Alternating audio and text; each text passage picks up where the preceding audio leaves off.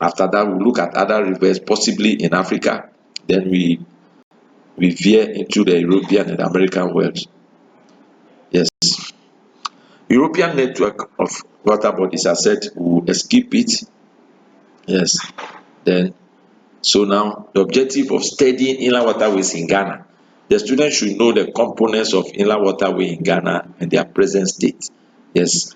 So we'll look firstly the advantages of inland waterway transportation over other modes or means of transportation. It is stated it's cheaper capital cost wise. The cost of developing an inland waterway is just about 5 to 10% of the cost of developing an equivalent rail or a 4-lane expressway road. So you see how expensive they are, but inland waterway represents a cheaper option. The maintenance cost is also very cheap. So an inland waterway is just about 20% of the maintenance cost of an equivalent roadway. Yes. And then greater fuel efficiency, low cost of transportation. It is estimated that 1 liter on the inland waterway can move about 105 tons of cargo per kilometer, whilst by road and rail it is only 85 tons and then only 24 tons by rail. So you can see how cheaper and how versatile, advantageous inland waterway have over the other competing means, that's road and rail. Yes. And it is, and where we have an inland waterway near the boundaries of a sea channel is easily integrated into the sea transport than any other means of transportation. Yes. So the structure and the geography and what went into considering inland waterway over other things that has been developed. Ghana suffers from congestion on our roads, making our roads maintenance and construction very expensive. Maintenance cost is high. We burn a lot of fuel on our roads, let alone the railways lines are not existent. So to couple it, our inland waterway, that's the Volta Lake, is least developed and can be spoken of. Geography of the Volta Lake, don't worry yourself when you are studying for exams. This geography of the Volta Lake and these consequent specifications are not of relevance to the freight forwarder. Yes. Then, what benefits do we derive apart? You see, advantages are different from benefits of a system. A system has got certain advantages when we are comparing. So you could see advantages are different from benefits. Yes. So we did compare inland waterway mode of transportation to other competing modes like road, rail, and whatever. So now we are going to look at it has been established to be economically viable and better. But what benefits do they bring?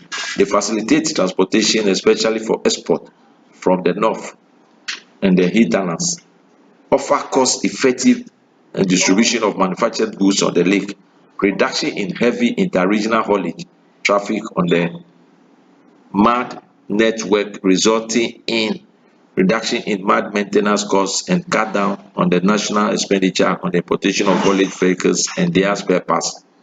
The system is also expected to become a critical link in the development of the Ghana Transport Corridor for transit cargo to Burkina Faso and other land-linked countries. That is why, if you are aware, the current government is constructing the terminal to the Pakadan terminal in the eastern part of the eastern part of Ghana to achieve this last purpose and the benefit that you want to achieve it.